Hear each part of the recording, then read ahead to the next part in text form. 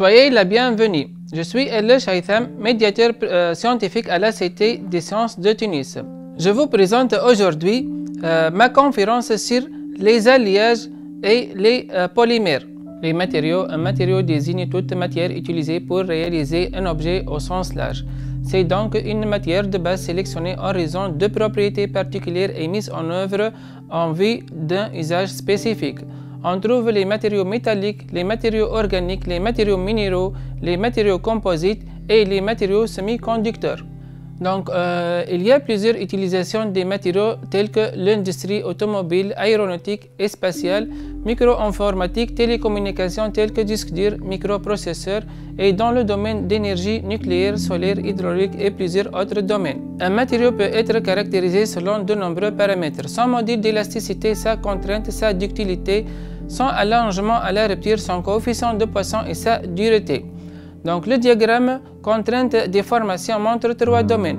Un domaine élastique, donc une déformation réversible. Il y a déplacement réduit des atomes autour de leur site cristallographique. Un deuxième domaine, c'est un domaine plastique, c'est une déformation irréversible. Donc, il y a déplacement de dislocation dans le réseau cristallin. Le troisième domaine, c'est le domaine de striction qui finit par une rupture. Donc, la première partie de cet exposé est consacrée à l'extraction du fer de son minerai. Donc, le fer est préparé dans les hauts fourneaux. Un haut fourneau est une installation industrielle destinée simultanément à désoxyder les fers minéraux, les minerais de fer et fondre les carbones. En général, les hauts fourneaux transforment du minerai de fer en fonte liquide en brûlant du coke, ce qui sert à la fois de combustible et d'agent réducteur. Bien que la fonte produit soit un matériau à part entière, cet alliage est généralement destiné à être raffiné dans des aciers. Donc, le haut fourneau comporte en haut une ouverture pour alimenter en minerai et en coke. Il possède aussi un orifice qui s'appelle le gueulard pour le dégazage. En bas, on trouve deux entrées pour l'air chaud. Il y a deux sorties, sortie de coulée de la fonte et sortie du coulée du laitier. Matière première pour alimenter les hauts fourneaux. Donc, on utilise les minerais de fer, soit hydratés ou déshydratés, et on utilise aussi les ferrailles. Le coke est un combustible obtenu par pyrolyse de la houille dans un four à l'abri de l'air. La houille est une roche carbonée sédimentaire qui comporte un pourcentage de carbone entre 80 et 90%. Un fondant est un produit permettant d'abaisser la température de fusion du minerai. Il peut être à caractère basique ou acide. Donc, un fondant participe à éliminer la gangue du minerai par formation dilatée et se sépare de la fonte par différence de densité. L'air chaud, on introduit à la base du haut fourneau de l'air chaud vers 800 degrés Celsius. Cet air est suroxygéné et souvent on ajoute du fioul suite à un craquage thermique génère le gaz H2 qui sert un réducteur pour le F2O3. Fonctionnement du haut fourneau. Donc, on commence premièrement par la déshydratation du minerai à 150 degrés Celsius. Deuxièmement, on produit le gaz du CO par la combustion du carbone avec l'oxygène pour donner le CO2. À haute température supérieure à 700 degrés Celsius, le carbone réagit avec le CO2 pour donner de CO. Troisièmement, on réduit l'oxyde de fer. À 500 degrés Celsius, l'oxyde de fer 2 réagit avec le CO, donne l'oxyde de fer 3, plus CO2. Entre 600 et 900 degrés Celsius, l'oxyde de fer 3 réagit avec le CO, donne l'oxyde de fer plus CO2. Finalement, l'oxyde de fer réagit avec un CO pour donner le fer plus CO2. Au niveau du ventre se produit l'étape de cémentation ou carburation du fer. 3Fe plus carbone donne Fe3C. Donc, les produits obtenus sont la fonte liquide entre 1500 et 1600 degrés Celsius avec un pourcentage de carbone entre 2 et 6,67%, essentiellement sous forme de cémentite. Donc le laitier aussi au-dessus de la fonte, silicate double de calcium et d'aluminium plus oxyde de fer et de magnésium. Donc il y a aussi dégagement des gaz qui sont CO, CO2, N2 et H2. Diagramme fer-carbone. Le diagramme montre entre 0,22 et 2, nous avons les aciers, et entre 2,11 et 6,67, nous avons les fontes. Les valeurs vers 0,77 et 4,3 présentent les transformations allotropiques, eutectoïdes et eutectiques. Il y a plusieurs types de fontes, on va citer 4 types. Donc on trouve les fontes blanches, on obtient ce type de fonte par une température de basse coulée, un refroidissement rapide, une haute teneur en éléments fertilisants tels que magnésium et le cuivre. Leur cassure est blanche, brillant. Ces fontes ont une bonne coulabilité. Les fontes blanches présentent une dureté élevée, une grande résistance à l'usure par frottement et par abrasion. Mais cette dureté rend fragile, impossible d'usiner par les moyens courants. Les fontes grises, famille des fontes où le carbone se trouve sous forme de graphite. La structure graphite du carbone est obtenue par un refroidissement très lent. La plupart du carbone se trouve sous forme de lamelles de graphite. Ceci donne aux fontes une cassure d'aspect gris, d'où leur nom. Très bonne résistance à la corrosion, une dureté élevée et relativement fragile. Les fontes malléables à cœur blanc. Les pièces sont placées dans un four oxydant chauffé aux environs vers 1000 degrés Celsius et maintenues à cette température pendant 60 à 90 heures. Leur surface commence à se décarburer, puis le carbone présent à l'intérieur des pièces diffuse vers la surface où il est brûlé. Les fontes malléables à cœur noir, obtenues par chauffage vers 930 degrés Celsius pendant un certain temps, variable puis refroidissement parfois rapide jusqu'à 730 degrés Celsius, stabilisation puis refroidissement final. On passe maintenant pour les aciers. Il y a plusieurs types d'acier. Donc l'acier comporte un pourcentage de carbone entre 0,02% et 2% en masse de carbone. On trouve les aciers extra doux, pourcentage de carbone inférieur ou égal à 1%, acier doux, pourcentage de carbone compris entre 0,1 et 0,2%. Ces deux types d'acier sont relativement malléables et ductiles. Donc on trouve aussi les aciers demi-doux, pourcentage de carbone entre 0,2 et 0,3%. Les aciers demi-durs, le pourcentage de carbone entre 0,3 et 0,4%. Acier dur, pourcentage de carbone entre 0,4 et 0,5. Acier extra dur, pourcentage de carbone entre 0,5 et 2%. L'acier inoxydable appelé acier inox est un acier à base de fer et de carbone, mais comportant dans ce cas moins de 1,2% de carbone et 10,5% de chrome pour résister à la corrosion et de ne pas se dégrader en rouille. Remarque, lorsqu'on augmente le pourcentage de carbone, on augmente la dureté, il devient de plus en plus fragile, la malléabilité et la ductilité diminuent. Type des traitements des alliages, l'écarissage de métal et le durcissement de métal sous l'effet de sa déformation plastique. Ce mécanisme de durcissement explique en grande partie les différences entre les pièces métalliques obtenues par corroyage, c'est-à-dire par la déformation plastique, laminage, tréfilage et forgeage. L'écarissage ne se produit que sur les matériaux ductiles dans le domaine plastique. Le corroyage consiste en un martelage du métal opulent, c'est-à-dire au marteau ou à la presse, de manière à améliorer ses caractéristiques mécaniques. Après l'affinage, il provoque un resserrement du métal et une orientation des cristaux par l'action du travail de déformation dans une ou plusieurs directions privilégiées. Le laminage est un procédé de fabrication par déformation plastique. Cette déformation est obtenue par compression continue au passage entre deux cylindres contre-rotatifs tournant en sens inverse l'une de l'autre, appelé laminoir. Un laminoir est une installation industrielle ayant pour but la réduction d'épaisseur de métal. Le forgeage est l'ensemble des techniques permettant d'obtenir une pièce mécanique en appliquant une force importante sur une barre de métal à froid ou à chaud afin de contraindre à épouser la forme voulue. Le tréfilage est la réduction de la section d'un fil en métal par traction mécanique sur une machine à tréfiler. L'emboutissage est une technique de fabrication permettant d'obtenir à partir d'une feuille de tôle plane et mince un objet dont la forme n'est pas développable. La température de déformation se situe entre le tiers et la moitié de la température de fusion du métal. L'emboutissage est un procédé de fabrication très utilisé dans l'industrie automobile, dans l'électroménager.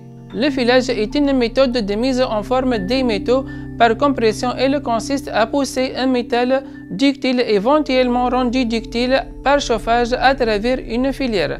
Cette méthode permet d'obtenir des produits longs qui peuvent être de forme simple, barre et tube ou compliquée. La trempe, elle consiste à chauffer un matériau à une température dite de changement de phase ou bien de mise en solution de composés chimiques selon l'objet de la trempe pendant le temps nécessaire à la transformation de toute la masse chauffée, puis à refroidir toute cette masse à une vitesse suffisante pour emprisonner les éléments chimiques qui ont pu se diffuser dans le solide cristallin à haute température lors de la transformation inverse.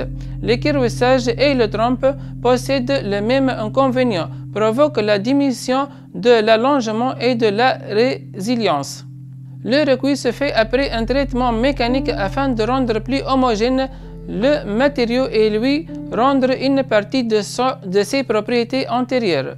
Le recueil permet aussi de diminuer la densité de dislocation résultante de la déformation plastique subie par le matériau lors du traitement mécanique. En augmentant la température, on augmente la diffusion des atomes et donc la mobilité des dislocations qui peuvent ainsi se combiner et disparaître. Il se produit alors un adoucissement appelé aussi restauration qui correspond à une diminution simple de la densité de dislocation. Le revenu est un traitement thermique qui doit être toujours effectué à des températures inférieures aux températures de transformation allotropique des matériaux lorsque celles-ci existent. Il favorise le mécanisme de diffusion. Il abaisse la limite d'élasticité et une légère amorce du fluage. La maturation est un chauffage modéré. Son but est de donner la mobilité aux atomes pour leur permettre de former des précipités. On utilise parfois le terme vieillissement. Le but de la maturation est de provoquer un durcissement structural. La deuxième partie est consacrée pour les polymères. On appelle un polymère une grande molécule constituée d'unités fondamentales appelées monomères reliées par des liaisons covalentes. On distingue les polymères naturels et les polymères synthétiques. Les polymères naturels tels que le caoutchouc, les polymères synthétiques tels que le PVC, le polyéthylène. Donc, les polymères peuvent être des homopolymères qui sont constitués d'un seul motif ou des copolymères qui sont constitués de 2 ou 3 ou plusieurs motifs. Classement des polymères. Donc, on trouve les polymères amorphes. Les chaînes de polymères ont une distribution aléatoire. Les polymères semi-cristallins qui ont des fragments de chaînes cristallisées. Les polymères élastomères ou gel. Les chaînes possèdent des points de réticulation, liaisons covalentes fortes. Les polymères thermodurcissables, les chaînes sont constituées de molécules tri- ou tétrafonctionnelles, liaisons fortes sur 3 axes. Obtention des polymères. Polyaddition, on additionne les monomères, il n'y a pas de perte d'atomes. Polycondensation, les monomères réagissent entre eux pour former le polymère plus une autre molécule. Polymérisation radicalaire. Un amorceur de la réaction chimique peut être excité par la chaleur ou par la lumière qui se transforme en un radical libre très instable qui va interréagir avec le monomère le plus proche qui porte une double liaison réactive.